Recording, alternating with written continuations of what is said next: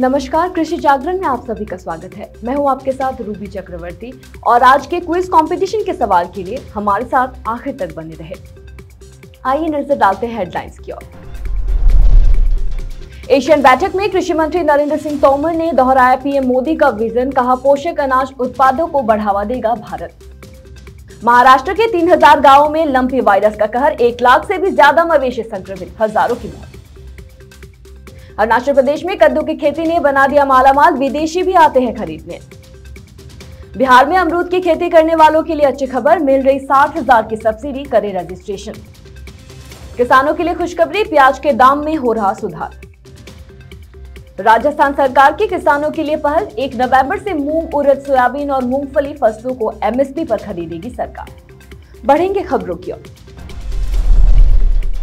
कृषि एवं वानिकी के संबंध में 7वीं एशियन भारत मंत्री स्तरीय बैठक बुधवार को वर्चुअल रूप से आयोजित की गई। इस बैठक में ब्रुनोई, दारुसलाम, कंबोडिया, इंडोनेशिया, लाओ, PDR, Malaysia, Myanmar, Philippines, Singapore, Thailand और वियतनाम के कृषि मंत्रियों ने भी भाग लिया। वही कृषि मंत्री नरेंद्र सिंह तोमर ने प्रधानमंत्री नरेंद्र मोदी के उस विजन को दोहराया जिसमें भारत की एक्ट ईस्ट पॉलिसी में एशियन को केंद्र बिंदु में रखा गया है। साथ ही उन्होंने क्षेत्र में टिकाऊ एवं समावेशी विकास सुनिश्चित करने के लिए कृषि विकास के लिए एशियन के साथ परस्पर घनिष्ठ क्षेत्रीय सहयोग पर जोर दिया। वही महाराष्ट्र में अब तक 1,43,099 मवेशी लंपी रोग से प्रभावित हो चुके हैं, जिनमें से 93,166 उचित इलाज के बाद स्वस्थ हो गए हैं। वही पशुपालन विभाग के एक वरिष्ठ अधिकारी ने यह जानकारी दी।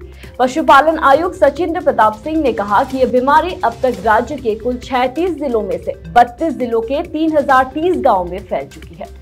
सिंह ने कहा कि राज्य में प्रभावित मवेशियों का इलाज किया जा रहा है और बुधवार तक विभिन्न जिलों में 140 टीके उपलब्ध कराए जा चुके हैं। उन्होंने बताया कि लंपी रोग से बचाव के लिए महाराष्ट्र में अब तक 145 लाख मवेशियों का मुफ्त टीकाकरण किया जा चुका है। वहीं राज्य में अब तक इस रोग से 2100 से अधिक मवेशियों की मौत हो चुकी है।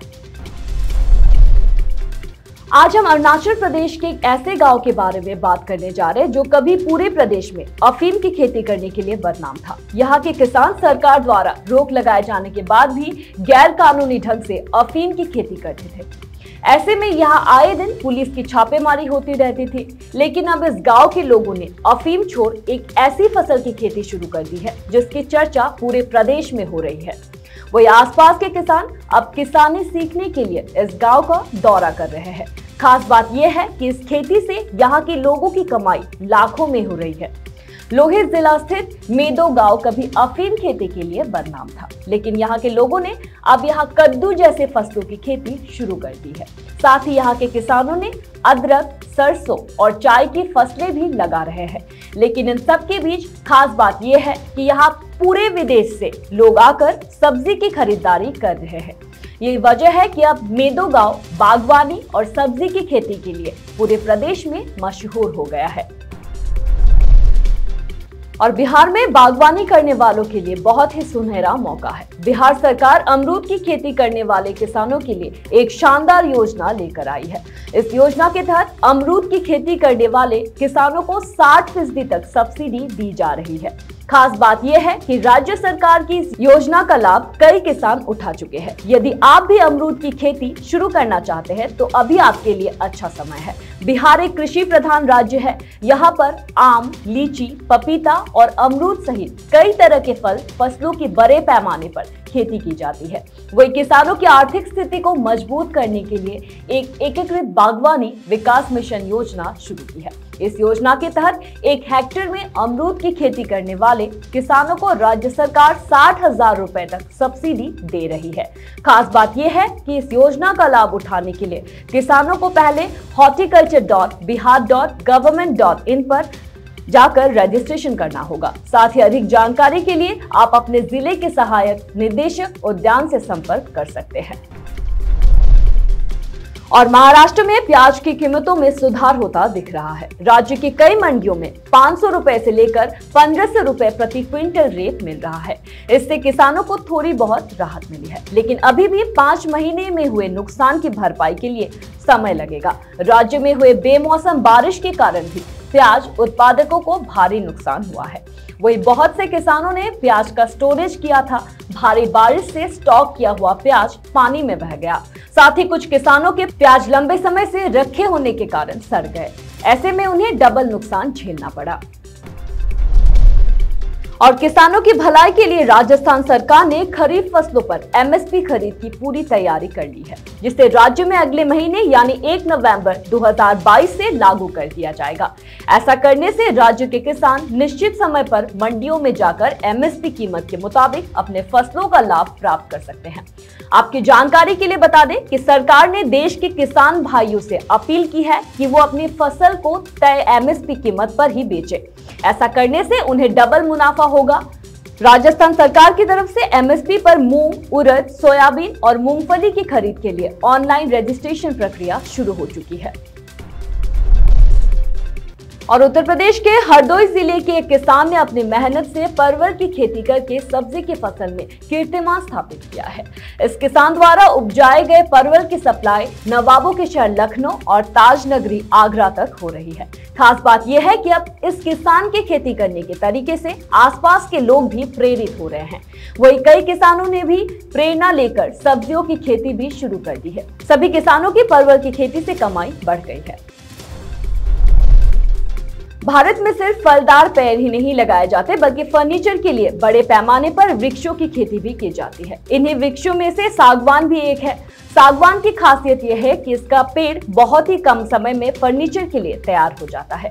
इसकी लकड़ी मजबूत होती है, इसलिए मार्केट में इसका अच्छा रेट भी मिल जाता है।